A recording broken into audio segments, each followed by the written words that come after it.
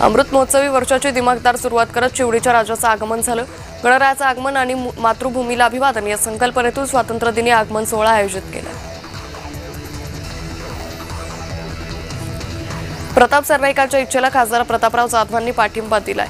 एकनाथ शिंदे मुख्यमंत्री व्हावेत अशी इच्छा प्रताप सरनाईकांनी व्यक्त केली होती। यावरून मुख्यमंत्री पदावरून शिवसेनेने भाजपला पुन्हा डिवचल्याची चर्चा रंगली आहे।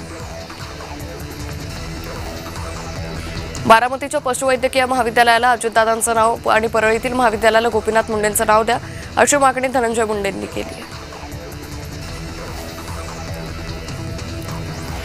आरोग्य विभागाच्या बदल्यांवरून आमदार संतोष बांगर संतापले। नोकर आहात तुम्ही, नोकरासारखे वागा अशा शब्दात संतोष बांगर यांनी जिल्हा परिषदेच्या मुख्य कार्यकारी अधिकाऱ्यांना झापलं। बीडमधील पशुवैद्यकीय महाविद्यालयाच्या कोनशिला समारंभात सुनेत्रा पवारांनी अजितदादांची आठवण काढली। अजितदादांचं सर्वांगीण विकासाचं स्वप्न आपल्याला पूर्ण करायचं असं त्या म्हणाल्या। पृथ्वीराज चव्हाण यांनी गोपीनाथ मुंडेंबद्दल केलेल्या वक्तव्यावर राम कुलकर्णींनी टीका केली आहे। काँग्रेस नेते पृथ्वीराज चव्हाण गोपीनाथ मुंडे यांची बदनामी करतायत असं कुलकर्णी म्हणाले। आता मेट्रो शहरातील बातम्यांचा वेगवान आढावा घेऊयात।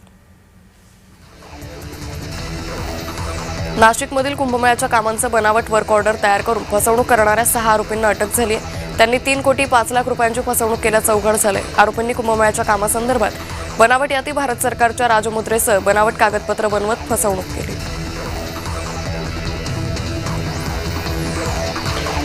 काही दिवसांवर गणेशोत्सव येऊन ठेपलाय आणि मूर्ती कार्यशाळांमध्ये सध्या मूर्तिकारांची लगबग सुरू आहे। अशातच मुंबईतल्या परळच्या कार्यशाळेत चिमुकले भक्त बाप्पाची मूर्ती साकारतायत।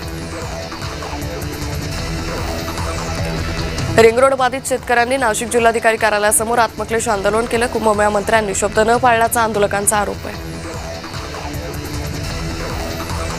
बृहन्मुंबई सार्वजनिक गणेश मंडळ समन्वय समितीनं किशोरी पेडणेकर यांची भेट घेतली। महापौर भेट देत नसल्याची खंत यावेळी व्यक्त करण्यात आली। विरोधी पक्ष नेत्यांची भेट झाल्यानंतर महापौर दालनातून गणेशोत्सव समन्वय समितीला बोलावण्यात आलं।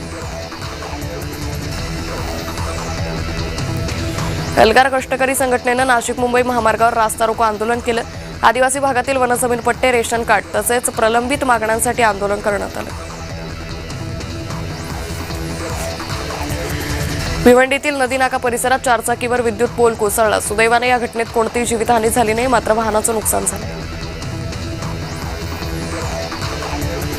ठाण्यात आयोजित दिव्यांग बालकांच्या एका कार्यक्रमात उपमुख्यमंत्री शिंदे भाऊक झाले। मुलांचा आत्मविश्वास, त्यांचं बोलणं आणि त्यांनी सादर केलेला अभिनय पाहताना त्यांच्या डोळ्यात आनंदाश्रू तरळले।